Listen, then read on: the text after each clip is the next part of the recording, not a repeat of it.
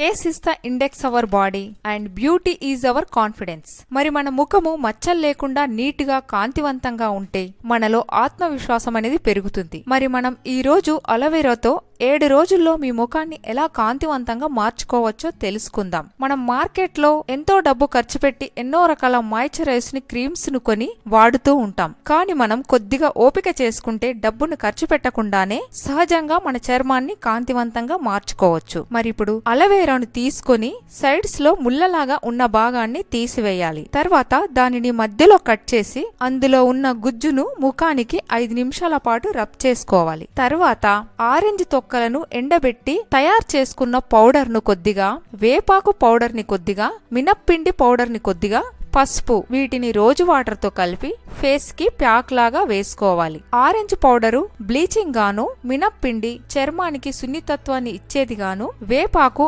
Antibiotic గా పనిచేసి మొటిమలను మచ్చలను తగ్గించడానికి ఉపయోగపడుతుంది. 15 నిమిషాల తర్వాత ఈ ఫేస్ ప్యాక్ ని గోరువెచ్చని నీటితో లేదా చల్లని నీటితో వాష్ చేసుకోవాలి. ఈ విధంగా రోజుకు ఒకసారి 7 రోజులు చేస్తే మీ ముఖం కాంతివంతంగానే కాకుండా కలర్ కూడా ఇంప్రూవ్ అవుతుంది.